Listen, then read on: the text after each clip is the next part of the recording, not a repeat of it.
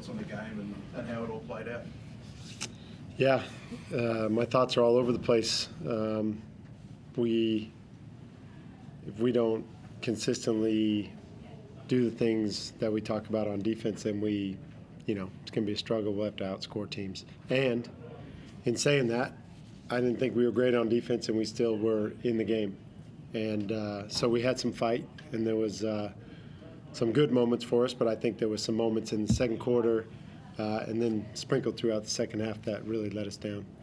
What is the sort of defence? Is it going to be pack the paint and let a few extra three-point shots sort of go, or what's the sort of... Not necessarily. I mean, basically it's trying to keep the ball in front and pick and roll defense, help be at the level with the big, and everyone else help. So if it does get sprayed out a little bit, we have to be ready to close out. But no, we just want to be really solid and fundamentally sound. We know we don't have the biggest guards. We're long, but we're not super athletic everywhere. So we have to play well as a team and be connected. Mike, what do you think it was, especially in that second quarter, where I think Chris got open for a ton of looks? What happened with the connection that you feel? I think we ran into some screens without seeing the game, the plays again, and that's communication, big moments. Chris is very good at using contact and deception to get through screens, and I think we ran into some screens, and we got phased a little by the moment.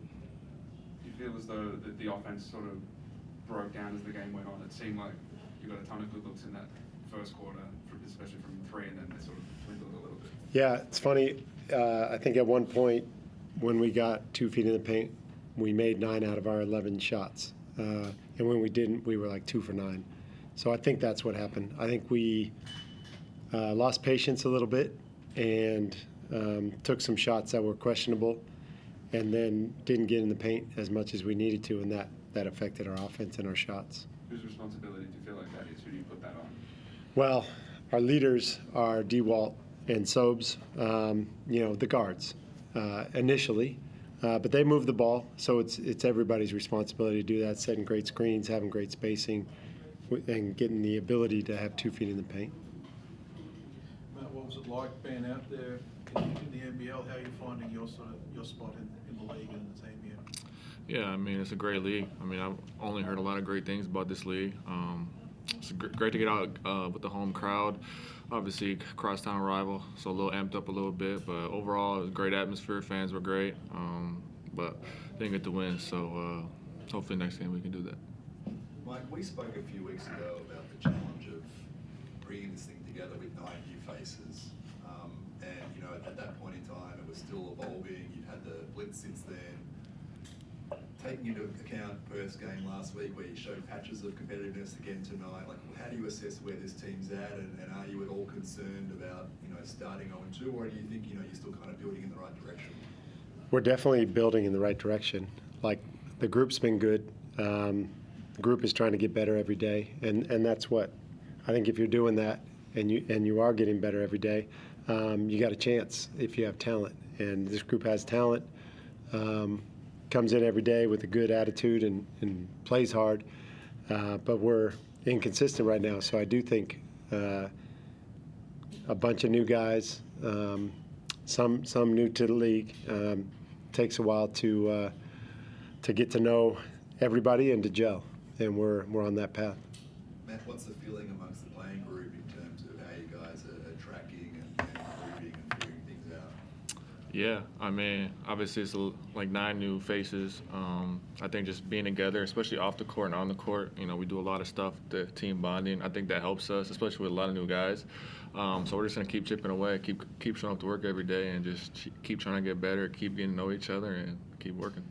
Does it put any extra pressure heading into the game against New Zealand, still searching for that first win of the season, or are you still comfortable it's early enough in the season for either of you?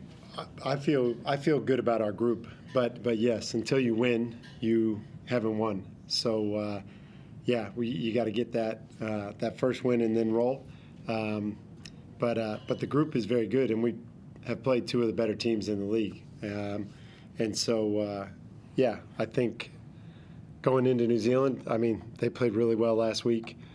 Tough team, good at every position. So yeah, we need to play our best to have a chance in that game. What changes between now and then?